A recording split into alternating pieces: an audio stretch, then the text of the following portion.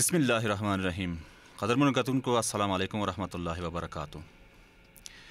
په دې وروستیو کې له ایرانه په زور او سپکاوي د افغان کډوالو راستنول نه یوازې له ټولو بشري اصولو، نړیوالو قوانینو او د مهاجرت له تړونونو سرغړونه ده، بلکې اسلامي او د ښه ګاونډیتوب ارزښتونه هم له پامه غورځول دي.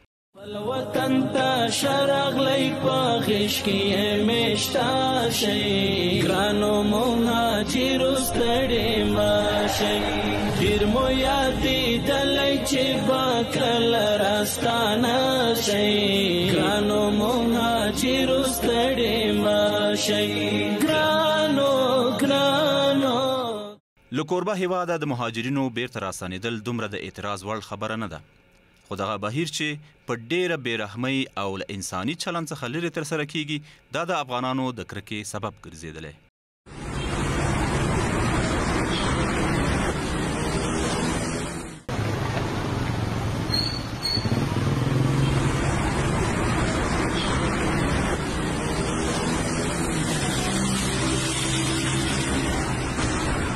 مهاجرین ډېر مستحق خلک دي چې له دې سره باید زیاتې همکاري وشي.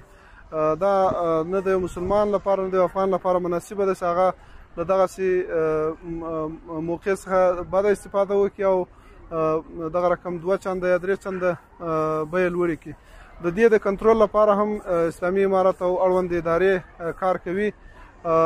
دغسې په د مهاجرینو د انتقال لپاره د ترانسپورت او انتقالاتو کمیټه هم هڅه او کوشش کوي چې هغوی مجبوره نشي چې له نورو لارو څخه د انتقال شي. هغوی کوشش کوي چې ټول مهاجرین چې دلته راستنیږي هغه په امن او مسؤونه توګه باندې اړوندو ولایتونو ته انتقال کړي. موږ پر ایران اسلامي جمهوریت پر مسؤلینو پر هغوی پولیسو باندې او پر ټولو چارواکو دا غږ کوو چې دوی له افغانانو سره د انساني او اسلامي چلند وکړي. دغه د اوسنی چلند چې روان دی له دوی سره او په ډېرو بدو شرایطو او بدو حالاتو کې دوی اخراجېږي، دغه دې ودروي او د اسلامي او د ګاونډیتوب د اصولو له مخې چې دوی 40 کال هلته د دوی کوربهتوب کړی و، میلمه پالنه یې کړې وه، نو د هغې اختتام دې لا ښه وکړي او د ښه حسن همجواري او د مسلمان ګاونډي هېواد په توګه دي دغه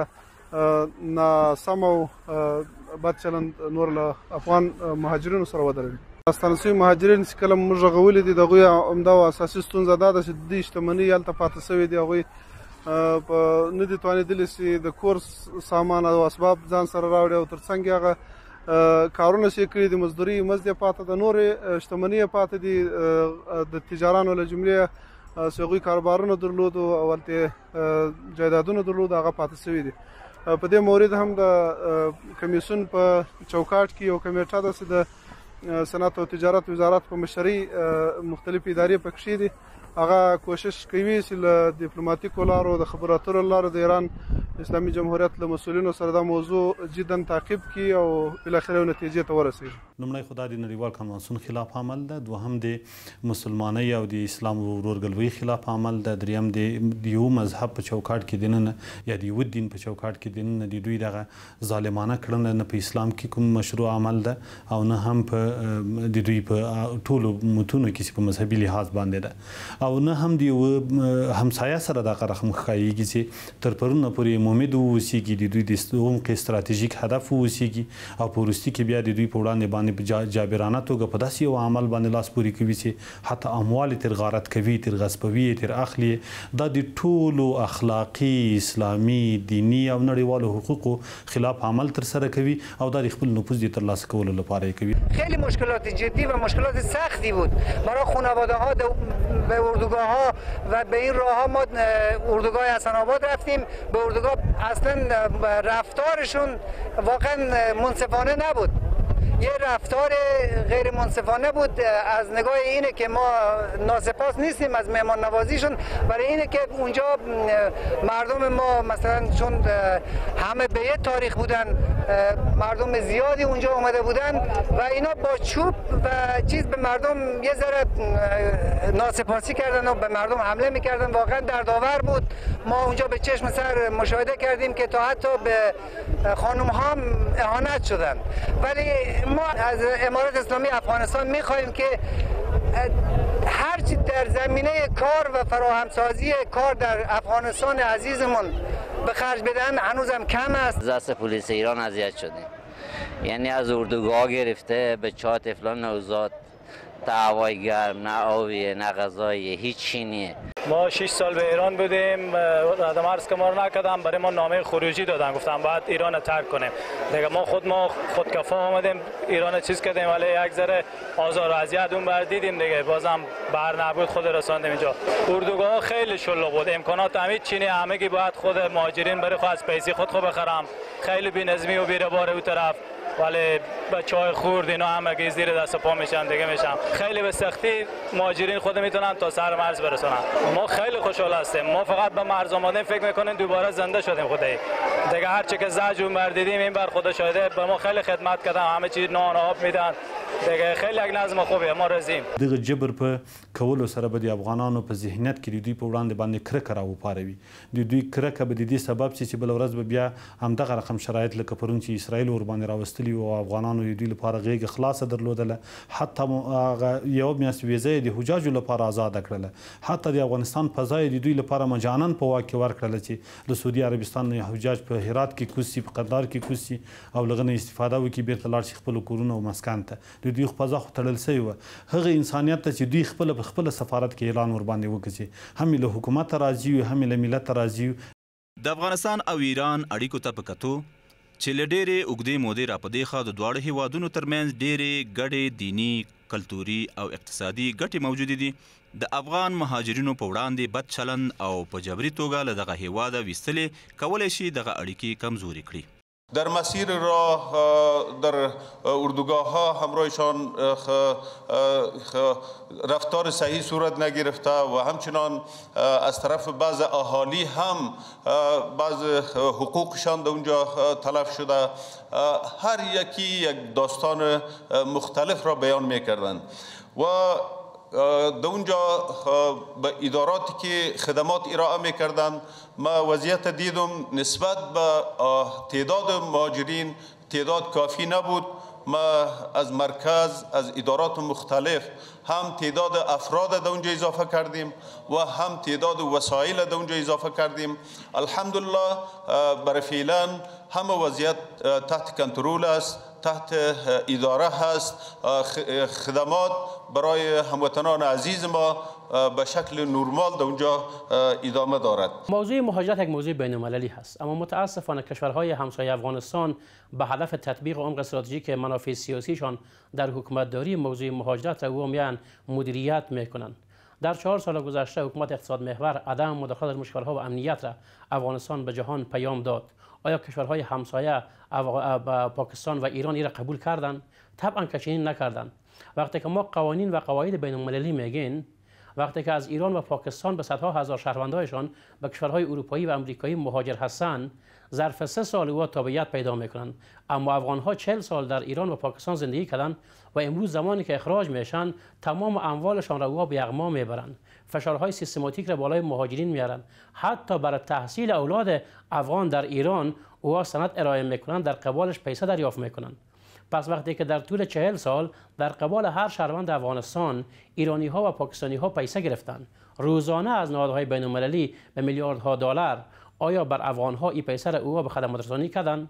اگر تحصیل هست، اگر صحت هست و اگر موضوعات دیگه هست، خود افغان ها کار کردند و چرخه اقتصاد ایران و پاکستان را او به چرخش در آوردند. اگر در زراعت هست، اگر در مالداری هست، اگر در صنعت هست و یا هم موضوعات دیگه افغان ها وجه زحمت کشیدند. اما متاسفانه وقتی که تطبیق عمق استراتژیک منافع سیاسیشان در حکومتداری نمیشه، دو بحث یا مطرح بحث قرار میدن. یک موضوع مهاجرت و دیگه موضوع تجارت. وقتی که تجارت سیستم دمپینگ را اعمال میکنن، وقتی برداشت میوه های افغانستان بنادر ایران و پاکستان بسته میشه، وقتی که موضوع برداشت میوه خودشان میشه، تعرفه ها را گوشه میگذارن. ما امیدوار هستم کشورهای همسایه افغانستان با شمول پاکستان و ایران به این نتیجه رسیده باشند که افغانستان با ثبات اقتصادی سیاسی میتونه نقش بهتری ایفا بکنه در روند تأمین امنیت جهانی. حکومت افغانستان اقتصاد محور بودن، عدم مداخله در کشورها و امنیت را پیام داده. له ایران د مهاجرینو د جبري ویستو په لړۍ کې په ورځني ډول یوازې د اسلام کلا بندر له لارې څه باندې 1.5 زره تنه افغان مهاجرین هیواد ته راستنیږي. چې په وروستۍ یوه میاشت کې په ټولیز ډول له بېلابېلو لارو هیواد ته تر 600,000 افغان کډوال راستانه شوي دي. دلته د افغانستان اسلامي امارت له طرفه د مهاجرینو عالی کمیسیون چې کوم کمیټې دي ټولي کار کوي او دلته د مهاجرینو لپاره سهولتونه جوړوي. باید وایم هغه د مهاجرینو سلسله چې کومه روانه وه نن هم د پخوا په څېر روان ده. ویلی سو په تېرو 22 شپو کې افغانستان ته 15,241 مهاجرین راغلي دي چې په دې 22 ورځو کې داوطلب مهاجرین 2,04,902 کسان دي. همداراز اجباري مهاجرین 3,09,304 کسان دي چې مجموعي ما تاسو ته وویل. داسې دلته د مهاجرین راځي د افغانستان اسلامي امارت عالی کمیسیون کمیټې په خپل وخت باندې دوی ته خدمت کوي. د مهاجرینو د راتګ سره د هغوی سره که کوم سامان آلات یا هغوی لپاره خپل ترتیب شته او مسؤلین یا دلته هغه خدماتي کمیټې کار ورته کوي. هغه نه وروسته کوم مهاجرین راځي هغوی ته د خوراک څښاک سیستم برابر ده. همداراز د بایومټریک او د تثبیت سیستم صحي خدمات ورته کېږي. کوم مهاجرین چې مریضان دي د هغوی دلته علاج کېږي. له هغه نه وروسته د ټرانسپورټ چې کومه کمیټه ده هغه د دوی لپاره وسایل برابروي او دا ټول مهاجرین خپلو منطقو ته لیږي. هلته چې کله منطقو ولایتو ته رسیږي دوی د مهاجرینو په ریاست کې خپل رجسټریشن کوي. بیا د افغانستان اسلامي امارت له طرفه په ټولو ولایتو کې د دوی لپاره شهرکونه په نظر کې نیول شوي دي تر څو د مسکن دایمي لپاره دوی ته ځایونه ورکړل شي. یو شی چې ډېر مهم ده کوم مهاجرین چې له ایران نه راځي هغوی مخابراتي وسایل نه لري. دغه رقم دلته په کم کې د افغانستان اسلامي امارت د مخابراتو وزارت له طرفه چې کومه کمیټه ده چې سرپرستي د هرات ولایت د مخابراتو رئیس کوي هغوی سیم کارټونه ورته توزیع کوي. هغوی ته وړیا بستې او د اړیکو ترتیبونه جوړوي. که وایم تر دې اوسه پورې 1.5 لک سیم کارتونه د مهاجرینو لپاره توزیع شوي دي او د هغوی دا ارتباطي سیستم فعاله شوی ده چې دا غټه ستونزه وه او د افغانستان په مخابراتي سیستم کې دوی د اړیکو لپاره څه نه لرل. اسلامي امارت د راستنېدونکو کډوالو موضوع ته جدي پاملرنه کړې او ټول اړوند ارګانونه او ادارې په دوامداره توګه په جبري ډول راستنېدونکو مهاجرینو ته په بېلابېلو برخو کې خدمتونه وړاندې کوي.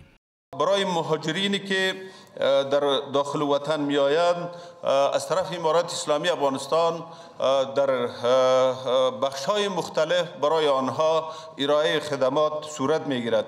از قبیل استقبال و ثبت است. هر وطندار ما که در داخل افغانستان تشریف میارد در قدم اول اونا استقبال میشوند اونجا و اونا ثبت دیتابیس میشوند تا همراه ما در اینجا ثبت باشد. در آینده دیگه حقوقی که برای از اونها در آینده داده می شود به اساس از او ارائه شود. و همچنان در بخش اسکان موقت کسایی که در اونجا بر یک شبانه روز یا بر چند ساعت در اونجا منتظر میمانند بر از اینا در اونجا خیمه جای بود و باش این چیزا مسائل دیگه ضروریات در اونجا ارائه می شود. سره ټوله دستګاه د همدغو مهاجرینو ورونو د ادغام لپاره په لاره باندې اچول شوې ده. عالي کمیسیون ورته جوړ کړی ده. د مهاجرینو او ټول هغه نهادونه چې همدغه مهاجرینو هغو پورې اړ دي چې له هغوی سره همکاري وکړي. که هغه د پوهنې وزارت ته تاسې پرون حتما اخبار لیدلی ده که د کار او ټولنیزو چارو وزارت ته تاسو حتما د هغوی د کار د پنځونې او په کار کې د استخدام لپاره پیغامونه لیدلي او د هغوی لپاره منابع تاسې لیدلي چې په کار باندې اچولي. که هغه د داخله وزارت برخه ده هغوی تاسې لیدلي دي چې د انتقال نه رانیولې بیا په مسؤونه شکل باندې تر جایګاه پورې رسول هغه یې له پام لاندې نیولي دي او په دغه برخه کې اقدامات کوي. د مهاجرینو وزارت خو د خپلې دندې په لحاظ باندې مکلف ده چې دغه ته رسېدنه وکړي. حتی په عسکري لحاظ باندې دننه لوی هغه عسکري قطعات او جزستامونه د دیو د ادغام لپاره په لاره باندې اچول شوي دي. هغه توظیف شوي دي چې دوی ورته رسېدګي وکړي. دا د یوه نظام مسؤلیت ده چې خپل وګړي مسؤل نه او تر خپلو جایګاو پورې ورسوي. خو سره له هغه نه هم په نړیواله سطحه باندې خپله دوی لابیګري دوی د ناستې له نړیوالو سازمانونو سره هم نه دي درولي. هغه یې تشویق کړي ترغیب کړي دي تر څو د افغانستان لپاره د همدغو مهاجرینو لپاره خپلې لنډمهاله مرستې په اوږدمهاله مرستو باندې بدلې کړي تر څو د هغوی لپاره د کار فرصت برابر شي. د هغوی د تعلیم برخه برخه قوي او بنیادي سي د هغوی د ژوندانه لپاره سهولتونه د هغوی د سرپناه د جوړولو لپاره اقدامات کوي. شهرسازي وزارت کوي په ډیزاین او نورو مصارفو کې خو غټه پیسه لګیږي. هغه هم دغه ډونران نه غوښتنه شوې ده او د هغه ترڅنګ په ډیپلوماټیک معنا ورکې هم دننه خپله هڅه ترسره کړې ده ځکه دا خبرې لیږلې ده او په اکثره لویو سازمانونو کې یا په نویو ناستو کې یا همدغه لویو سازمانونو دا جدي غوښتنه کړې ده چې دغو هیوادونو باندې غږ وکړي، فشار وارد کړي تر څو د بې مورده مهاجرینو په دغومره شدت او په حقارت باندې د مهاجرینو د راویستلو نه لاس واخلي. اسلامي امارت راستنیدونکو مهاجرینو ته د ښه راغلاست او ثبتولو دایمي او موقتي میشتېدنې، روغتیایي، ترانسپورتي، پاکو اوبو او خوراکي توکو سیم کارتونو ویش او نورو اړینو برخو کې خدمتونه وړاندې کوي.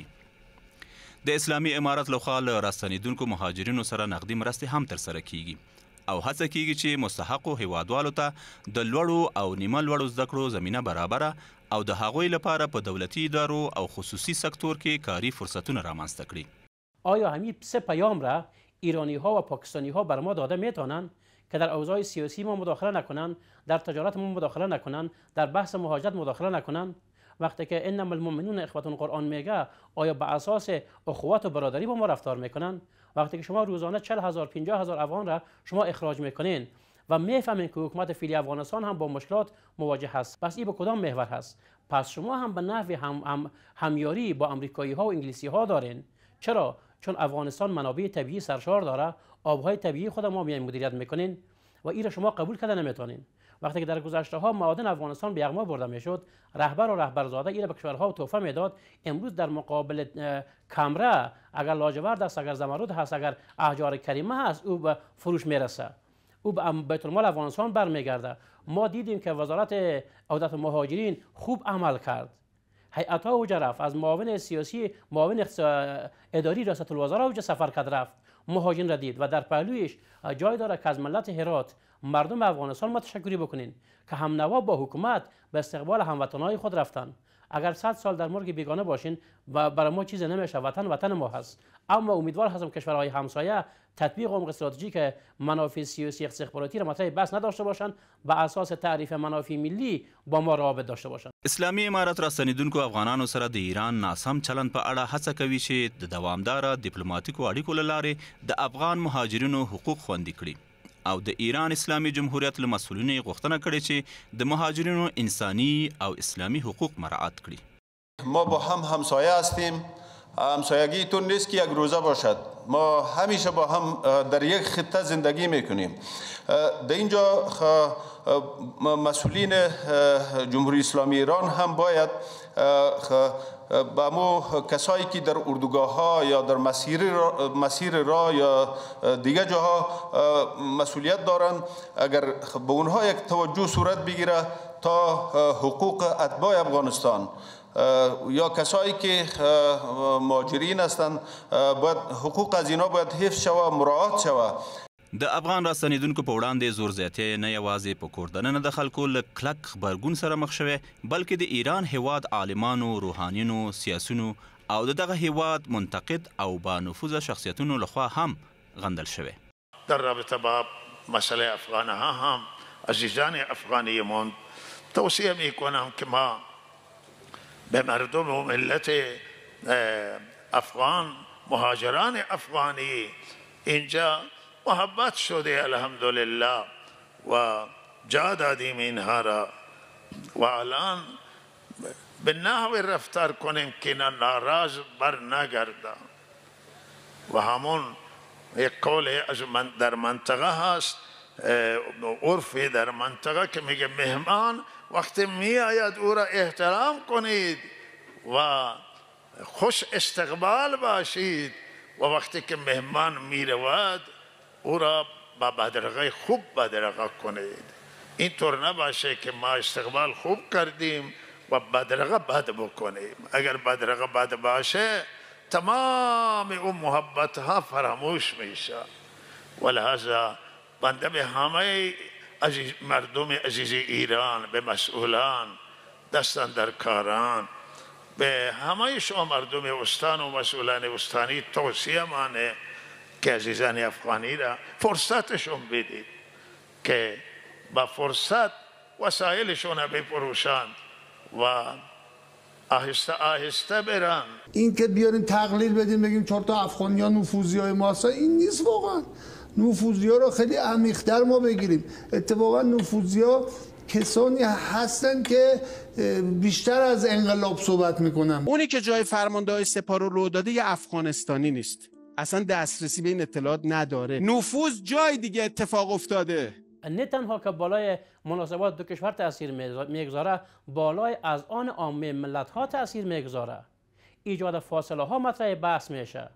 وقتی که اسرائیل ایران را 12 روز بمباردمان کرد، هم حکومت افغانستان حمایت کرد، هم سیاسیون افغانستان حمایت کرد. به شمول ما که امروز با شما صحبت میکنیم، با سرسخت‌ترین برنامه‌های ایران ما مخالف هستم در قبال افغانستان، اما وقتی گپ اسلام شد، گپ اخوت و همسایگی شد، ما از او حمایت کردیم. حتی مردم افغانستان آمادگی را داشتن که اگر در ایران جنگ باشه میزبان مهاجرین ایران باشن.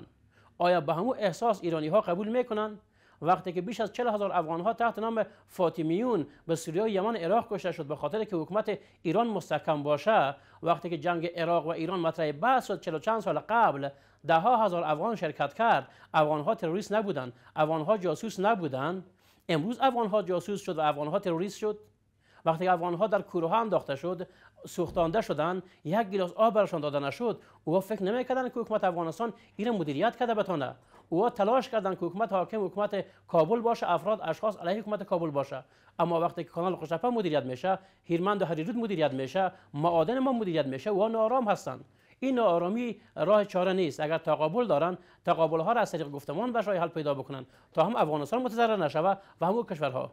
تر دې مهاله مهاجرینو ته د خدمتونو وړاندې کولو برخه کې څه باندې 3 میلیارډ افغانۍ لګول شوي او د هیواد په 25 ولایتونو کې د مهاجرینو د 15 ښارګوټو د سروې ډیزاین او توپوګرافي چارې هم ترسره شوي. د اسلامي امارت چارواکو د مهاجرینو په برخه کې له مرسته کوونکو نړیوالو بنسټونو، هیوادوالو، ملي سوداګرو، علماو او رسنیو څخه غوښتنه کړې چې له مهاجرینو سره د خپل توان په اندازه مرسته وکړي. آنچه در توان خود بخش پولی داریم، اقتصادی داریم، جای داریم، مکان داریم، باید تلاش بکنیم و بتوانیم که دست برادران خود را بگیریم. در حقیقت ادای مسئولیت انسانی و دینی و شرعی ماست. بنابراین پیامی داریم برای کسانی که واقعا پول دارن، یعنی حداقل 10 افغانی یا 100 افغانی بیشتر از او چقدر در توانشان هستند، چه از لحاظ مکانی و چه از لحاظ پول نقده و حتی اجناس ضروری مهاجرین را میتوانند که پره بکنن. خواهش ما است که انشاءالله تلاش بکنن، کوشش بکنن و انشاءالله مسئولیت خود را در قبال مهاجرین افغانستان ادا بسازند. هغه مهاجرین چې د ایران راوځي او بیرته خپل وطن ته راستنیږي یا په خپل رضا یا هم د ایران د حکومت له خوا کوم پلان ورته نیول شوی ده، په اصل کې دا خلک دي چې ټول د موږ ورونه، خویندې او میندې دي او کله چې دوی راځي خپل وطن ته، نو اوله کې باید موږ یو ښه برخورد ورسره وکړو منحیث د هغه کسانو چې موږ دلته ژوند کوو په افغانستان کې، وخت مو ډېر تېر کړی ده او هغه د موږ خویندې ورونه دي چې مهاجر دي راغلي دي، اوس لاسنیوي ته ضرورت لري.